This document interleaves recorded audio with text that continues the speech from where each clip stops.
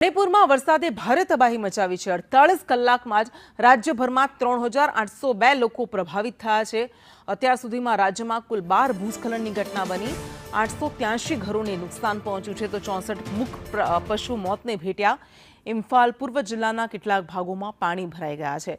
ખુરાઈ, હિંગાંગ અને ચેકોન વિસ્તારમાં નદીઓના પાળા તૂટી ગયા।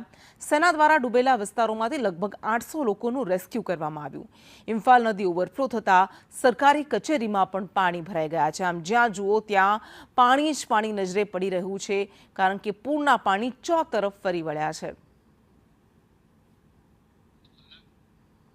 દ્રશ્યો મેં આપને બતાવી રહ્યા છે। આ મણિપુરના દ્રશ્યો છે। અહીંયા ઇમ્ફાલ નદીમાં પૂર આવતા જ્યાં જુઓ ત્યાં જળ સામ્રાજ્ય જોવા મળી રહ્યું છે। સેંકડો ઘરો, 883 ઘરોને નુકસાન થયું છે તો હજારો લોકો આ પૂરના કારણે પ્રભાવિત થયા છે। ફસાયેલા લોકોને બચાવવામાં આવી રહ્યા છે, પરંતુ ઠેર ઠેર ભૂસ્ખલનની ઘટનાઓ પણ સામે આવી રહી છે, જેમાં લોકો મોતને ભેટી રહ્યા છે અને સૌથી વધારે ભોગવવું પડી રહ્યું છે એક મૂક અબોલ પશુએ।